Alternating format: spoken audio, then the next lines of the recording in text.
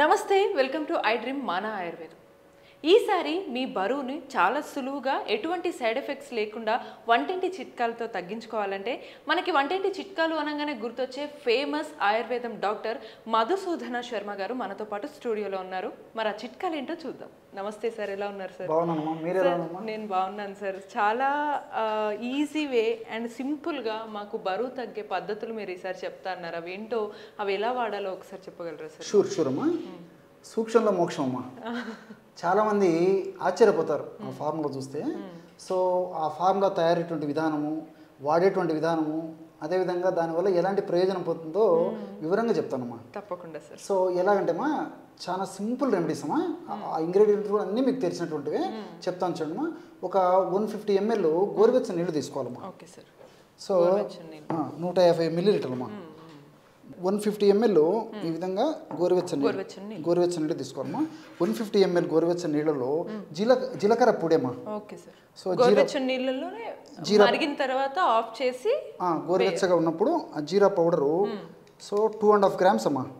అంటే half tea spoon powder గోరువెచ్చని నీళ్ళలో వేసేయాలి. Okay sir. Half teaspoon అమ్మా, ఎక్కువ కూడా అవసరం లేదు. సో అంటే 2.5 grams జీరా పౌడరు, అదేవిధంగా నిమ్మరసం అమ్మా. సో ఈ విధంగా చిన్న నిమ్మకాయ ఉంటుంది కదమ్మా, ఈ విధంగా సగం నిమ్మబద్ద రసం అంతా పిండొచ్చమ్మా. లేదా ఒక 5 ml వరకైనా వేసుకోవచ్చు. 5 ml నుంచి ఇలాంటిది అయితే హాఫ్ నిమ్మబద్ద రసం అంతా కంప్లీట్గా పిండేసేయాలమ్మా. సో 5 ml నుంచి 7.5 ml దాకా కూడా తీసుకోవచ్చు అన్నమాట. అలాగే మూడవ పదార్థంగా తేనెమ్మా. కనుక్కున్నారు కదమ్మా, వెరీ గుడ్. సో తేనెమ్మా. సో తేనె 5 ml తీసుకోవాలి. సో ఇప్పుడు మనం ఏం కలిపామా, గోరువెచ్చని నీళ్ళు 50 ml తీసుకున్నాము, జీలకర్ర పొడి, వెరీ గుడ్, ఒక నిమ్మకాయ రసము, తర్వాత తేనె. కేవలం ఈ పదార్థాలమ్మా. నీళ్ళలో పావు చెంచా లేకపోతే మ్యాక్సిమం ఒక 1/2 చెంచా వరకు. ఇవి ఎప్పుడు తీసుకోవాలి సార్? చెప్తానమ్మా. ఒక 1/2 చెంచా జీలకర్ర పొడి కలిపామా. సో అరబద్ద నిమ్మరసం కలిపాము, 1 టీ స్పూను తేనె కలిపాము. చూడండి, బ్రహ్మాండమైనటువంటి వెయిట్ లాస్ పద్ధతి అయ్యేందుకు చక్కటి పానీయం రెడీ అయిపోయింది. చాలా అద్భుతంగా పనిచేస్తుంది లేకుండా చక్కగా మీరు ఎటువంటి సైడ్ ఎఫెక్ట్స్ ఉండవు, హ్యాపీగా రోజు. సార్ ఇవి పొద్దున్న తాగాలా, ఎప్పుడు తాగాలి? చెప్తానమ్మా. ఈ విధంగా తయారు చేసుకున్న తర్వాత మొదటి రోజు మాత్రం ఒక్కసారి తీసుకోవాలమ్మా. సో కొన్నాళ్ళ పాటు రెగ్యులర్గా వాడకాల్సిన మెడిసిన్ కాబట్టి మొదటి రోజు మాత్రం ఒక్కసారి మాత్రమే ఆహారానికి ఒక అరగంట ముందు తీసుకోవాలి. ఉదయం మధ్యాహ్నం రాత్రి. సెకండ్ డే వచ్చేసి 2 times తీసుకోవాలమ్మా. సో ఉదయం ఒకసారి, రాత్రి ఒకసారి, ఆహారానికి ఒక అరగంట ముందు ఇదే పద్ధతిలో తయారు చేసుకుని తీసుకోవాలి. థర్డ్ డే నుంచి ఉదయము, మధ్యాహ్నం, రాత్రి. సో ఆహారానికి ఒక అరగంట ముందమ్మా ఇదే పద్ధతిలో ఫ్రెష్గా తయారు చేసుకుని తీసుకుంటున్నారమ్మా. ఈ విధంగా వాడుకోవడం వల్ల మీరు చాలా ఆశ్చర్యపోతారమ్మా. ఎంతో మంది వాడి ఆ ఫీడ్బ్యాక్ మాకు ఇచ్చిన తర్వాతనే మీరు అడిగారు కాబట్టి మన ప్రేక్షకుల కోసం తెలియజేయడం జరుగుతుందమ్మా.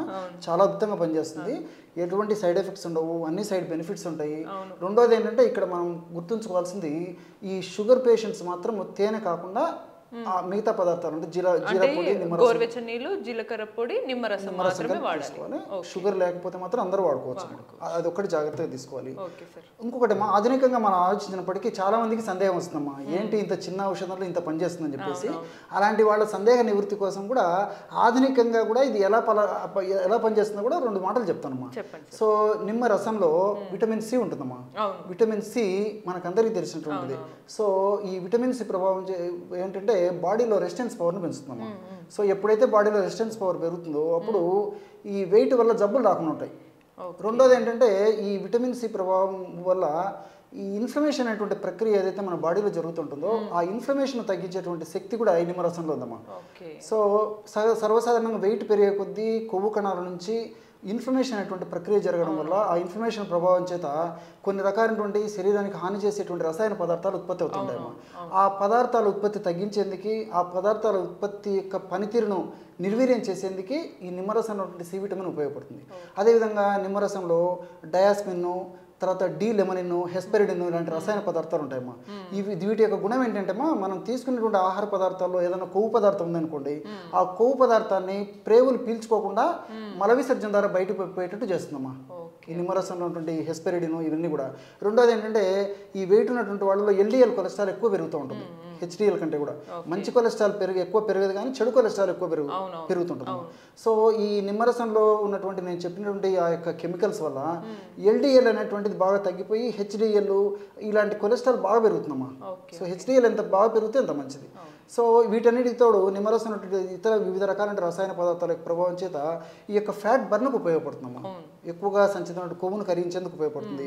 అదేవిధంగా జీలకర్రమ్మా, జీలకర్రలో క్యుమినాల్డిహైడ్, థైమోక్వినాను, అదేవిధంగా ఎపిజిన్ను, ల్యూటియోలిన్ ఇలాంటి అనేక రకాలైన రసాయన పదార్థాలు ఉంటాయమ్మా. ఇందులో క్యుమినాల్డిహైడ్ అనేటువంటి రసాయన పదార్థం యొక్క గుణం ఏంటంటేమ్మా, ఈ మన దేహంలో లిప్టిన్ అనేటువంటి హార్మోన్ ఉత్పత్తి అవుతుంటుందమ్మా. లిప్టిన్ అనేటువంటి హార్మోను ఎక్కువగా ఉత్పత్తి అయ్యే కొద్దీ ఆకలి తగ్గిపోతుంది. సో ఈ యొక్క క్యుమినాల్డిహైడ్ ఏం చేస్తుందంటే జీలకర్ర లిప్టిన్ అనే హార్మోన్ ఎక్కువ ఉత్పత్తి చేస్తుందమ్మా. ఎప్పుడైతే ఎక్కువగా ఈ హార్మోన్ ఉత్పత్తి అవుతుందో దాని ఆకలి తగ్గుతుంది, తినే ఆహారం కూడా తగ్గుతుంది. అంతే కదమ్మా, చూడండి ఎంత సైన్స్ కావాలో అంతవరకు తినగలుగుతాం. సో పోషకభరితమైనటువంటి ఆహారాన్ని తీసుకోవాలి. అలాంటి సందర్భంలో మనకి ఎప్పుడైతే ఆకలి తగ్గిపోతుందో సర్వసాధారణంగా ఏమైతుందంటే మీరు చాలా గమనించి ఉంటారు, మనుషులు వెయిట్ పెరిగే కొద్దీ అంత దేహానికి సంబంధించి ఆకలి ఎక్కువ అవుతుంటుంది. ఆకలి ఎక్కువ కొద్దీ ఆహారం ఎక్కువ తీసుకుంటారు. ఆహారం తీసుకునే కొద్దీ అంత మళ్ళీ ఫ్యాట్ కింద మారిపోతుంటుంది. సో ఈ జీలకర్రలో ఉన్నటువంటి ఈ యొక్క నేను చెప్పినటువంటి ఈ యొక్క పదార్థం యొక్క గుణం ఏంటంటే క్యుమినాల్డిహైడ్ ఈ హార్మోన్ లిప్టిన్ హార్మోన్ ఉత్పత్తిని బాగా పెంచేసేస్తాం. ఆ లిప్టిన్ హార్మోన్ ఉత్పత్తిని పెంచడం వల్ల ఆకలి తగ్గిపోతుంది. ఆకలి తగ్గిపోతే మనం ఆహారం తక్కువ తీసుకుంటాం. ఆహారం తక్కువ తీసుకుంటే వెయిట్ లాస్ చేయడానికి ఉపయోగపడుతుంది. ఇలా మల్టిపుల్ బెనిఫిట్స్ ఉంటాయమ్మా. అదేవిధంగా ఈ థైమోక్వినాన్ అని చెప్పేసి ఇంకొక రసాయన పదార్థం ఉందమ్మా. ఈ థైమోక్వినాన్ అనేటువంటి రసాయన పదార్థం గుణం ఏంటంటే ఈ ఫ్యాట్ను త్వరగా బర్న్ చేసేస్తుందమ్మా. అంటే మెటబాలిజాన్ని వేగవంతం చేసేసి ఫ్యాట్ను త్వరగా బర్న్ అయ్యేందుకు ఈ యొక్క థైమోక్వినాన్ ఉపయోగపడుతుంది. అదేవిధంగా ఎపిజినిన్, ల్యూటియోలిన్ ఇలాంటి రసాయన పదార్థాలు కూడా ప్రత్యక్షంగా పరోక్షంగా ఉపయోగపడతాయి. తేనె గురించి ప్రత్యేకంగా చెప్పనక్కర్లేదమ్మా. మంచి పోషణ ఇస్తుంది. వెయిట్ ఉన్నటువంటి వాళ్ళలో మరి ఆహారం సరిగ్గా తీసుకోకపోతే నీరసంగా ఫీల్ అవుతుంటారు. ఆ నీరసం ఉండదు. పోషకాంశాలు అనేక ఉన్నాయి. ఇందులో వివిధ రకాల రసాయన పదార్థాలు కూడా ప్రత్యక్షంగా పరోక్షంగా వెయిట్ లాస్ అయ్యేందుకు ఉపయోగపడమే కాకుండా శరీరానికి నీరసం రాకుండా ఉండేందుకు శక్తివంతంగా ఉంచేందుకు కూడా ఈ తేనె ఉపయోగపడుతుంది.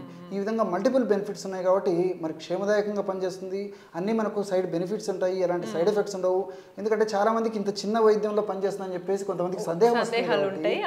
సందేహ నివృత్తి కోసం చెప్పడం జరిగిందమ్మా. ఒంటి బరువు అంతా తగ్గుతుంది. దీంతో పాటు కొంతమందికి ఓన్లీ పొట్ట మాత్రమే పెరిగినా కూడా తగ్గే అవకాశాలు ఉంటాయి. తగ్గుతుందమ్మా. శరీరంలో కొవ్వు కణాలు ఏ భాగంలో కొవ్వు కణాల్లో ఎక్కువగా సంచితమైన ఆ కొవ్వును కరిగించేటువంటి దివ్యమైనటువంటి అద్భుతమైన రసాయన పదార్థాలు ప్రకృతి నిక్షిప్తీకరించి మనకు ప్రసాదించడం జరిగిందమ్మా. సో ఈ పద్ధతిలో వాడుకోవడం వల్ల మనకు చెప్తున్న సూక్ష్మంలో మోక్షం అని మన పెద్దలు చెప్తుంటారు. ఆ విలువ తెలిసినప్పుడు అది వాడేసి దాని ప్రయోజనం పొందినప్పుడు దాని విలువ తెలుస్తుందమ్మా. అద్భుతం సార్. సో చూసారు కదా ఎంత సింపుల్గా జస్ట్ 4 ఇంగ్రీడియంట్స్తో రెగ్యులర్గా మన ఇంట్లో దొరికే వాటిని ఉపయోగించి 3 పూటలు తీసుకుంటే మన ఆరోగ్యాన్ని ఎంతో హెల్తీగా ఎటువంటి సైడ్ ఎఫెక్ట్స్ లేకుండా బరువుని ఈజీగా తగ్గించుకోవచ్చు. మరి ఇటువంటి మరిన్ని చిట్కాల కోసం కీప్ వాచింగ్ ఐ డ్రీమ్.